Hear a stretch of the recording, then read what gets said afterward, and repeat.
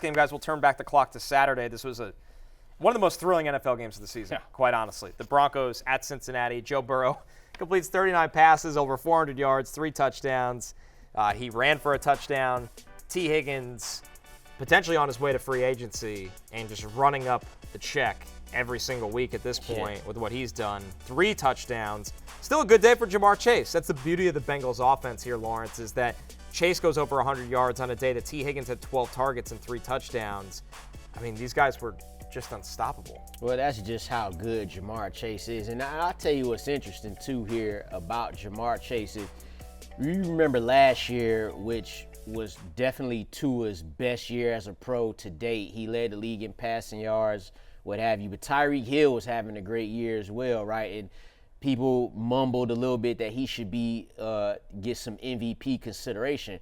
Well, what about Ja'Marr Chase this year? Right. Like, I'm not saying he should be the MVP. I don't think that's just not how it goes. But he's having a better season slightly because he's going to win the Triple Crown, you know, on one of the best offenses in football. And if your defense is, you know, giving up what they give up every single game and you can't give it to the quarterback because of the wins, it just, like, how come Ja'Marr Chase doesn't at least get talked about like that? He's so dominant in a game where I know you like Patrick Surtain as Defensive Player of the Year. I wish he would have played in front of him every play, but he didn't, and that's why he ended up with, or maybe it's not why he ended up with 102, but just, like, I just wonder why that hasn't been brought up. Yeah, well, the thing with Surtain in that matchup is that, so Chase played 56 snaps, Surtain was on him for 43 of them, and when Surtain was on Chase went 3 for 27 and didn't do much at all,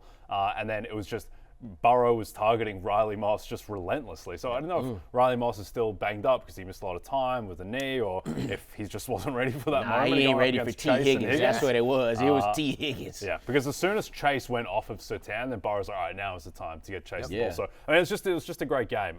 Disappointing that Sean Payton didn't go for 2 at the end. That is the ultimate spot to go for 2.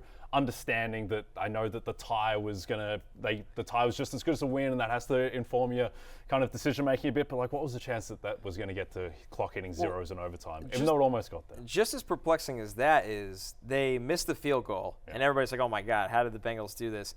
And the Broncos drive, where all they need to do is get a first down, really, because they're just trying to kill the overtime.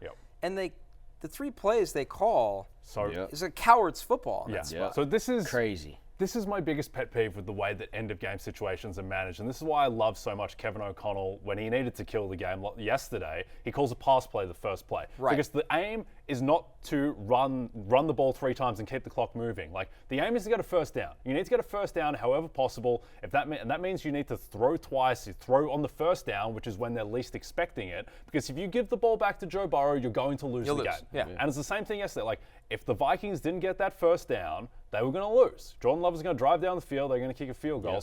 You need to get the first down. Stop worrying about the clock, because the clock is going to be irrelevant unless you get the first down. Absolute thrilling game. Honestly, it's a miracle it went into overtime when you look at the play Marvin Mims made above the rim. I about to say, Bo Nix, too. I think he I asked, is that his best throw of the season? That the first Marvin Mims touchdown where he reared back and just let it rip. I was like, damn, Bo Nix, like, okay, I see you. I didn't think that was in the bag right there, but he threw it with confidence, and that's part of why the game even went into overtime.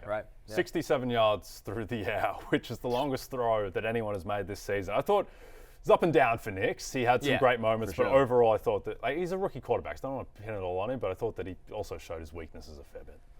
Hey, it's Matthew Berry from NBCSports.com and RotoWorld.com, and I want to thank you so much for watching whatever it is you just watched, or if nothing else, being too lazy to click out of the autoplay after this video started, after whatever it is you actually wanted to watch finished. But now that you're here, I'd like to take a moment here to ask you respectfully now, okay? I'm asking you respectfully to subscribe to the NFL on NBC YouTube channel. You'll get the latest RotoWorld fantasy news headlines, all sorts of great shows, including my own Fantasy Football Happy Hour. So go subscribe now. Again, I'm asking respectfully.